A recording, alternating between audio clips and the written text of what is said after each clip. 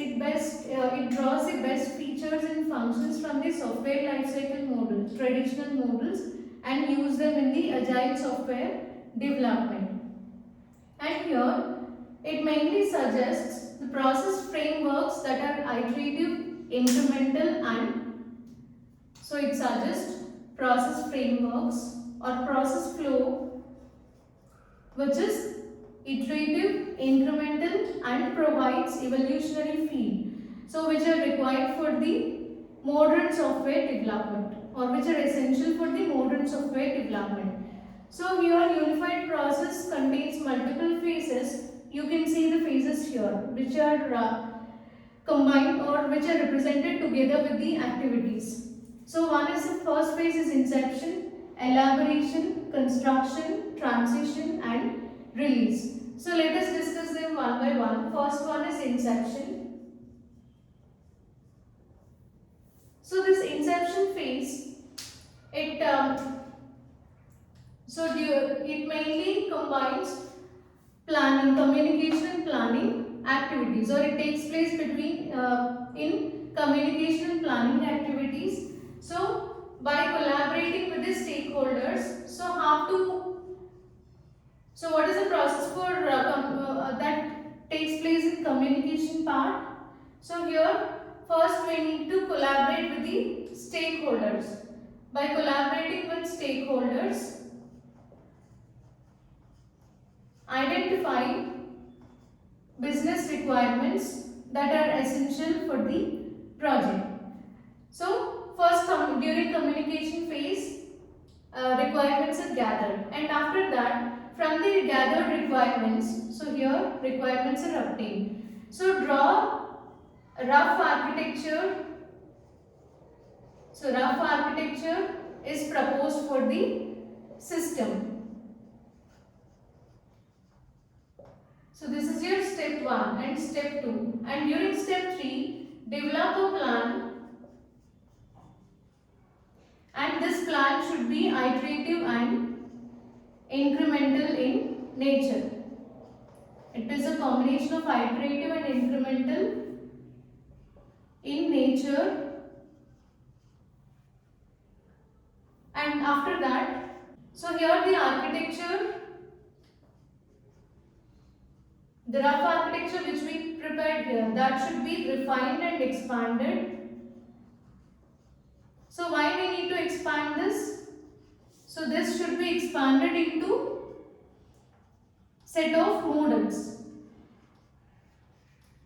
So these set of models, they provide different views of system.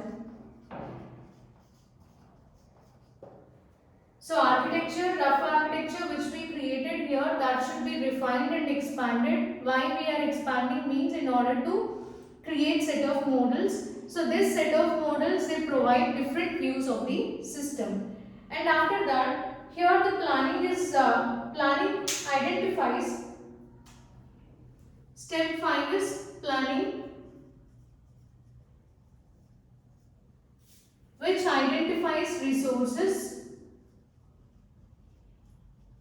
and it assesses the project risks or major risks. Also it defines schedule. So this is a process which occurs during inception phase. So it is a combination of communication and planning activities. So first we need to start with communication, where collaboration is required between the developer and the stakeholder in order to get the requirements. Next, from the obtained requirements, draw the rough architecture for the system, and then planning is also there, right? So develop a plan. This plan should be iterative and incremental in nature.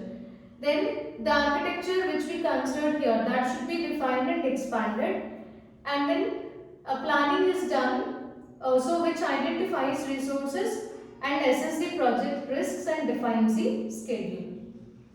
So coming to the second phase. So second phase is, it occurs in between two activities, that is planning and modeling.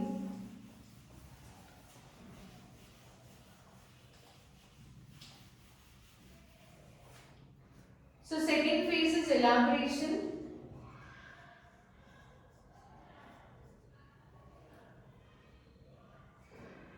So during this phase, here also refine and expand use cases which are obtained during. So here you need to refine and expand use cases obtained in this inception phase. So and also here you need to, after performing this task, then expand the architecture for 5 different views. So here the first one is use case model. So different views, use case model, then requirement model, design model, implementation model, and then deployment model. So you need to expand the architecture representation in order to view these 5 models. Okay, so here during the architecture phase, so architecture phase, it does not provide you all the necessary features and functions that are required for the system. So here the planning is done.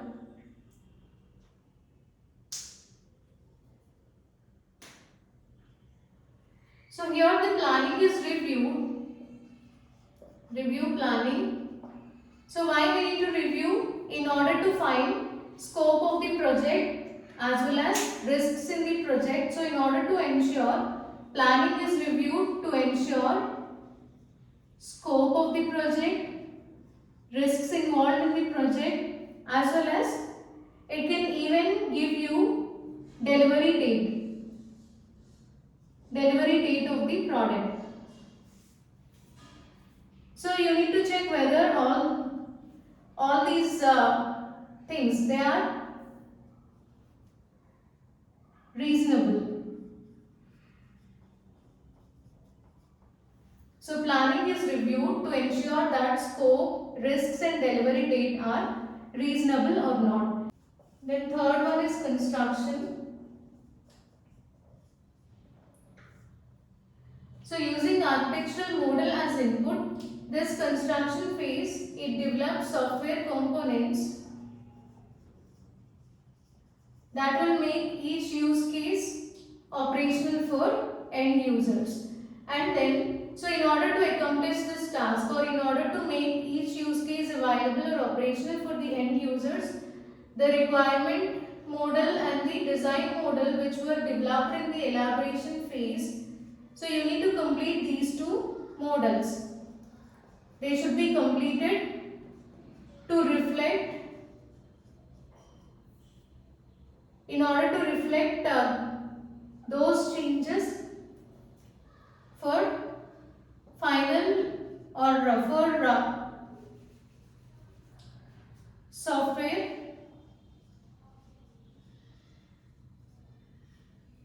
release. So final version of software release or software increment. So here, in order to accomplish the task, you need to, the models, the requirement and design model which were created or which were developed in the elaboration phase, you need to complete them so that the changes will be reflected and they will be used to provide the final version of the software increment. And here, as the components are being developed, so we are developing multiple components, right? So before that, here all the required features, so all required features, so required features for release, so required features for release, they must be implemented. So you need to perform implementation also. So these features, they should be implemented in source code. So as components are being developed, unit tests are designed. So here we are developing the components, right? So unit tests are designed and uh, executed. Unit tests are designed and executed. So after that, implement integration testing. So here, as part of integration testing, you need to perform components. So you need to assemble all the components, or you need to integrate all the components which were designed before and perform integration testing, which is okay. So in order to check whether the developer software is working properly or not, okay, or whether there are any errors in the developer software. So this is about construction part. And here the fourth phase is transition. So during this phase, software is delivered to the end users, and here users provide feedback.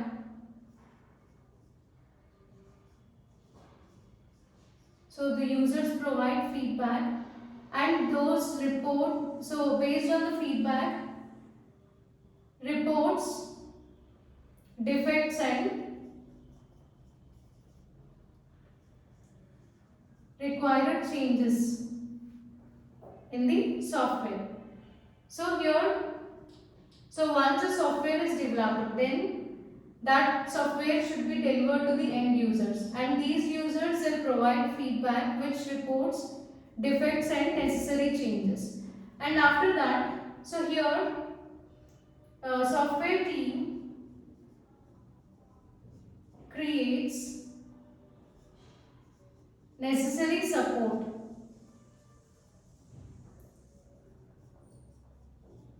So here the support can be any form, like user manuals, etc. So software team, after delivering the product, it creates necessary support. So in the form of user manuals and required for release. So software team creates necessary support that is required for release. So at the end of this phase,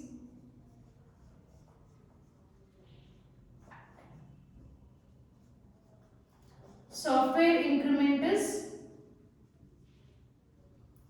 usable software product or usable software increment. So at the end of this phase, after implementing all these things, the software increment which is produced is the usable software product. And the last one is release. Sorry, last one is production phase. So here you can see this production phase.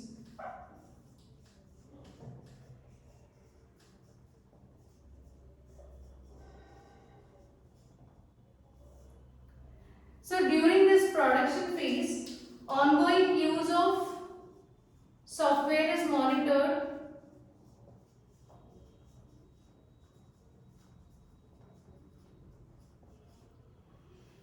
and support for operating system is provided.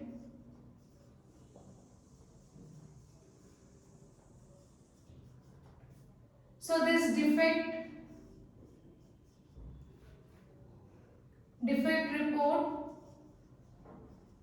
and necessary changes or change requests, necessary change requests